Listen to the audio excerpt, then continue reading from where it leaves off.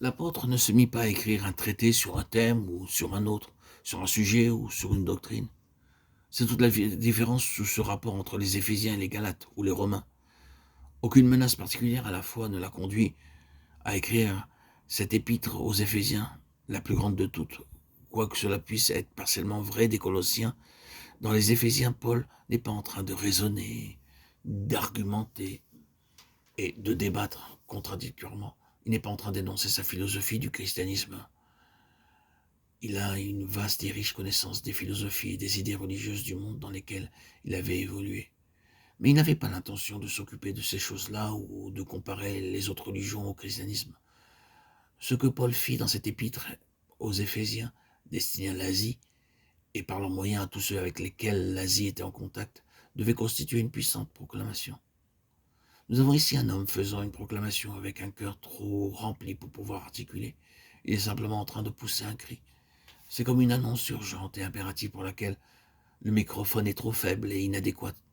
Ce n'est pas quelque chose qu'il avait imaginé, qui était le produit de son grand cerveau. Il l'attribuait à une révélation qui lui avait été donnée par l'initiative de Dieu. Ce qu'il est en train de rédiger est une présentation vitale et dans un sens achevé du long processus de la révélation personnelle de Dieu, et la renferme la révélation pleine et finale de Dieu de son dessein éternel.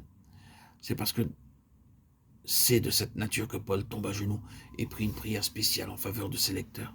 C'est à cause d'une loi établie et inaltérable et d'un principe qu'il a énoncé ailleurs. 1 Corinthiens 2, 14, 16, d'une manière tellement claire et catégorique, à savoir que les choses spirituelles, les choses de l'esprit ne peuvent être saisies que par des gens spirituels, le peuple de l'esprit. Les dernières épîtres étant tellement vastes en substance, rassemblent naturellement en allusion, sinon en nouvelle formulation, beaucoup de questions abordées incidemment dans les premières épîtres. Ainsi, en allusion, nous avons des points vitaux se trouvant dans les Romains, les Corinthiens, les Galates. Cela demanderait beaucoup de temps et de place pour relever et présenter les exemples. Quelques mots importants seront une indication, des mots tels que rédemption spirituelle, fils, grâce, adoption, prédestinée.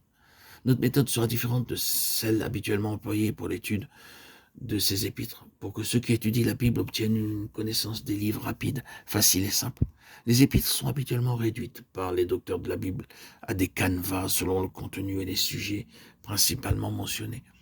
C'est une méthode très précieuse, très utile. Ainsi, nous avons de tels canevas et analyses utiles des Éphésiens comme ceux donnés par le docteur Campbell Morgan, l'Église, la vocation céleste, la conduite terrestre, chacune de ces deux sections étant divisée en trois autres, où nous avons ceux de Miss Ruth Paxson, les richesses, la marche et la guerre du chrétien, ou ce petit livre de Watchman Nee, être assis, marcher, tenir ferme. Nous n'avons pas la pensée que nous pouvons d'une manière ou d'une autre améliorer de telles analyses, et ce n'est pas la méthode que nous employons et nous empressons de le dire. À partir de ce qui suit, il ne vous sera pas donné une vue à vol d'oiseau, ainsi que nous désignons habituellement une vue générale des choses, à moins que ce soit celle d'un aigle qui voit de vastes étendues à de hautes altitudes. En ce sens, les Éphésiens reprennent l'aspect de l'aigle, des chérubins, le mystère et l'aspect céleste. Notre méthode consistera, pour ainsi dire, tout au long de ces prochains audios, de ces prochaines publications, à survoler autour de quelques éminences s'élevant de ce paysage, ou pour être fidèle, à rester, à contempler avec émerveillement quelques-unes des richesses insondables de Christ qui sont présentées dans ces derniers écrits, en particulier dans les Éphésiens. Ceci donc est ce que nous voulons dire par explorant le pays. Au maximum, nous ne pouvons qu'entrevoir les grandeurs qui sont renfermées dans cette épître aux Éphésiens. Mais si nous pouvions les voir, étant libres de tout préjugé, parti pris et influence naturelle, nous retournerions remplis du même émerveillement, de la même assurance, comme le furent les espions de la seconde investigation. Nous n'irons pas très loin dans la signification pratique et la portée de ce grand dévoilement jusqu'à ce que nous ayons en main la clé. Une fois que nous aurons cette clé, tout sera expliqué quant à son dessein et sa valeur. De manière assez étrange, cette clé se trouve sous la forme d'un petit préfixe qui, malheureusement, n'apparaît pas dans nos traductions. Il se présente 2 fois dans les Éphésiens, dans des liens de première importance, 4 fois dans les Colossiens, 1 fois dans les Philippiens, dans les 2 épîtres à Timothée et dans les Hébreux.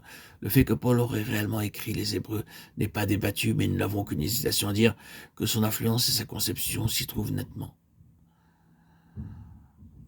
Nous avons le mot connaissance dans Éphésiens 1, 17 et 4, 13, dans Colossiens 1, 6, 9, 10, 3, 10 et dans Philippiens 1, 9. Mais dans ces épîtres et dans les autres mentionnés, le mot dans le grec a le petit préfixe épi. Épi signifie plein. Et tandis que connaître se présente à lui seul en bien des endroits du Nouveau Testament, il signifie habituellement le commencement de la connaissance. Comme or la vie éternelle, c'est qu'ils te connaissent toi, le seul vrai Dieu, et celui que tu as envoyé, Jésus-Christ, Jean 17, 3. Mais quand nous avons fait des progrès depuis le commencement et que nous sommes parvenus à plus de maturité, comme dans les épîtres de Paul ultérieures, ce qui est placé devant nous est la pleine connaissance. Dans ce pourquoi Paul prie dans Éphésiens 17 et que les croyants qui ont déjà avancé en connaissance parviennent encore à la pleine connaissance. C'est le mot de la maturité, ceci est donc la clé à tout ce qui est présenté. Et ce qui est présenté est ce qui constitue la pleine connaissance.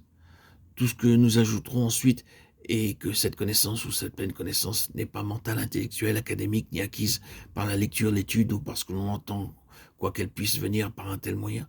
Mais comme Paul le souligne, c'est par une révélation du Saint-Esprit. Pour nous maintenant, étant donné que les Écritures ont été achevées, une révélation n'est pas quelque chose en plus des Écritures, mais une révélation ou une illumination quant à ce qui se trouve dans les Écritures, et cela est inépuisable.